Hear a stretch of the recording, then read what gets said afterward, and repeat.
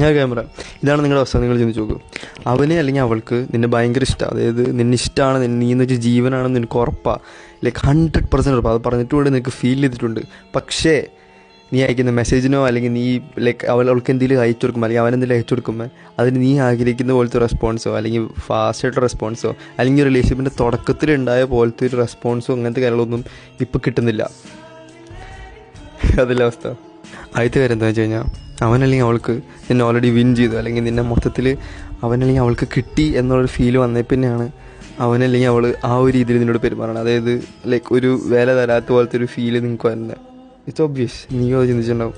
Second thing, you are always initiating. Okay, ഇങ്ങനത്തെ കേസിൽ മിക്ക ആൾക്കാരും വരുന്നത് അവരുടെ മിക്ക കേസിലും അവരാണ് എപ്പോഴും ഇനിഷ്യേറ്റ് ചെയ്യുന്നത്. ഇപ്പോൾ ഒരു കോൺവെർസേഷൻ ആയിക്കോട്ടെ, ഒരു കോൾ ആയിക്കോട്ടെ, എന്തും ആയിക്കോട്ടെ, അവരാണ് എപ്പോഴും അങ്ങോട്ട് പോയി ഇനിഷ്യേറ്റ് ചെയ്ത് പിടിക്കുക, അല്ലെങ്കിൽ അവരുടെ അറ്റൻഷൻ കിട്ടാൻ നോക്കുക, അല്ലെങ്കിൽ ആ പെങ്കൊച്ചിൻ്റെ ആങ്കൊച്ചിൻ്റെ അറ്റൻഷൻ അവരാണ് എപ്പോഴും പിടിച്ച് വാങ്ങാൻ നോക്കണേ.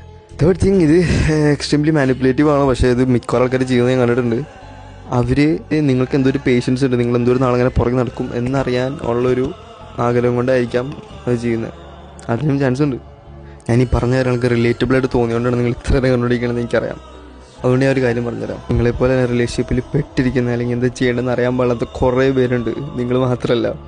അതുപോലുള്ളവരൊക്കെ എൻ്റെ അടുത്ത് വന്നിട്ട് ഉള്ളവർക്കെല്ലാവർക്കും ഞാൻ പ്രോപ്പറായിട്ടൊരു ആൻസർ പറഞ്ഞ് പ്രോപ്പറായിട്ടൊരു സൊല്യൂഷൻ പറഞ്ഞു കൊടുത്തിട്ട് അവരുടെ റിലേഷൻഷിപ്പ് ലൈഫ് അല്ലെങ്കിൽ അവർ ലൈക്ക് വളയ്ക്കാൻ നോക്കുന്ന ഒരു പെങ്കൊച്ചിൻ്റെ കാര്യമാണെങ്കിലും ആങ്കൊച്ചിൻ്റെ കാര്യമാണെങ്കിലും ആ ഒരു ഡൈനാമിക്, ആ ഒരു ലൈഫ് തന്നെ മാറിയ കുറേ ആൾക്കാരുണ്ട്. Either you can keep watching my videos.